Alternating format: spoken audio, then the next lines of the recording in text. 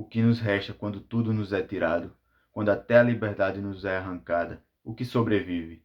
Nesta obra, Dostoiévski nos levará ao inferno da Sibéria e às profundezas da alma humana. Olá pessoal, tudo bem com vocês? Hoje eu vim falar sobre Memória da Casa dos Mortos, um livro que foi baseado aí na história de Dostoiévski. Por que, Lucas? Em 1849, Dostoiévski ele foi preso por participar de um grupo intelectual aí considerado subversivo. Ele foi condenado à pena de morte, porém minutos antes de sofrer a punição, a pena dele foi mudada para trabalhos forçados em uma prisão na Sibéria. Depois disso, ele criou esse livro aqui, Memória da Casa dos Mortos. A Casa dos Mortos era uma prisão. Então, esse acontecimento na vida dele fez com que ele criasse essa obra aqui, e eu vim falar um pouco dela aqui com vocês. O livro é como se fosse as memórias do condenado, o que ele viu lá na prisão. E o condenado aqui, fictício, é Alexandre Petrovich. Esse é o nome do protagonista, que é baseado no que Dostoiévski viveu, né? Ele escreveu baseado no que ele viveu. É uma mistura aí de ficção com a realidade. Então, basicamente, são as memórias desse condenado, né? O que ele viu lá, o que ele presenciou, os prisioneiros que ele viu, desde o mais baixo, o mais desumano até o mais humano.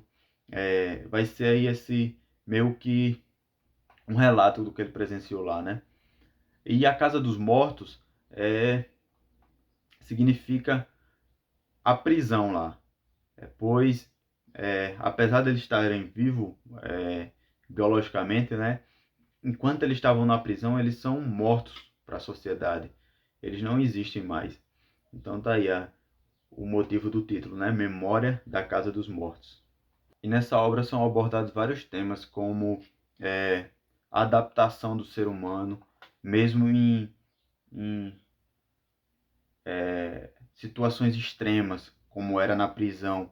O ser humano ainda tenta amar, tenta sonhar, tenta ter esperança, mesmo passando por essas adversidades aí, que não era nada fácil, uma prisão russa, trabalhos forçados, era bem desgastante, né, para o ser humano, mas Dostoiévski vem mostrar que como mesmo passando por essas situações, o ser humano ainda tenta ser forte, tenta resistir, e esse é um dos temas aí presente na obra. Dostoiévski vai mostrar o quão complexo é a mente humana, que às vezes o homem que cometeu o pior crime, talvez ele não seja um monstro, talvez ele tenha feito aquilo por era a única saída, algo assim. Dostoiévski vai mostrar a complexidade, que não podemos julgar assim, só por saber que aquele homem é um preso, um criminoso, então ele é uma pessoa má, horrível. Não. Dostoiévski vai mostrar que é muito mais complexo que isso. Não é só porque ele está preso que ele é um monstro. E o tema presente nessa obra que eu acho mais interessante é sobre a liberdade. A liberdade interior. Não é só porque você está preso ali que você realmente está preso. Você pode se sentir livre, mesmo estando preso fisicamente, né? Mas a liberdade da mente e tal. É muito complexo esse tema. Você lendo, você vai entender o que Dostoiévski quer dizer com a liberdade interior. E esse é o tema que eu acho mais interessante aqui. Pois para mim, a coisa mais essencial na vida é a liberdade. E Dostoiévski vai tratar desse tema aqui muito nessa obra. E como é de costume, em toda a resenha eu gosto de trazer trechos que eu grifei na obra. Irei trazer alguns aqui. E o primeiro, esse para mim é o mais incrível da obra. Dostoiévski diz o seguinte aqui, ó: não se pode julgar de certas coisas sem tê-las experimentado na prática. Só direi o seguinte: as provações morais são mais dolorosas que quaisquer sofrimentos físicos. E eu concordo muito com isso. Os castigos da alma, da mente, da consciência são muito piores do que um castigo físico. Nós vemos isso na sua outra obra, Crime e Castigo. O pior castigo do protagonista Raskolnikov foi a consciência dele. Essa provação moral foi muito pior do que ele ter sido preso, por exemplo. Então, isso é uma verdade que, pelo menos para mim, eu concordo bastante. É muito pior você ter um sofrimento da alma, da consciência, do que um sofrimento físico.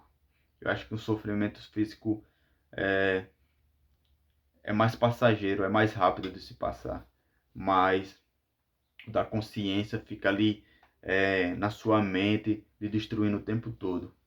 E esse trecho aqui, para mim, é o que resume a obra aqui. E o outro trecho, bastante interessante, é esse aqui, ó. Nenhum homem vivo existe sem algum objetivo, sem um desejo de alcançá-lo. Perdendo seu objetivo e sua esperança, o homem sucumbe à sua tristeza e muitas vezes se transforma num monstro. É muito verdade isso aqui. Um homem sem um propósito, ele não existe. Para mim, ele não existe. Ele tem que ter um propósito para, eu acho que até para se manter são, para dar sentido à sua vida. Ele tem que buscar algum propósito.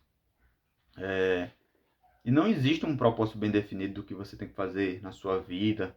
Você tem que buscar, tem que procurar esse propósito.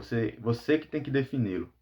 E um homem sem esse propósito, ele perde as esperanças e vive no automático. Não sei. Eu não consigo entender como um homem pode viver sem um propósito. E esse é outro trecho que eu acho bastante interessante aí na obra Memória da Casa dos Mortos. E para finalizar, irei trazer um último trecho que diz o seguinte: ó. O sangue e o poder embriagam. O homem se embrutece e se deprava. Sua mente e seu coração ganham acesso às coisas mais anormais e acabam por deliciar-se com elas. Esse trecho aqui me lembra Maquiavel, quando ele diz que se quer conhecer o homem, dê o poder. E é muito verdade isso. Quando o homem, dependendo da sua índole, ganha poder, ele faz as coisas mais anormais, mais depravadas, mais desumanas possíveis. E Dostoiévski retrata bem aqui, nessa obra, como alguns criminosos podem ser horríveis depois que provam poder. E é isso, pessoal. Isso foi o que eu trouxe aqui a respeito da obra. Um vídeo bem curto.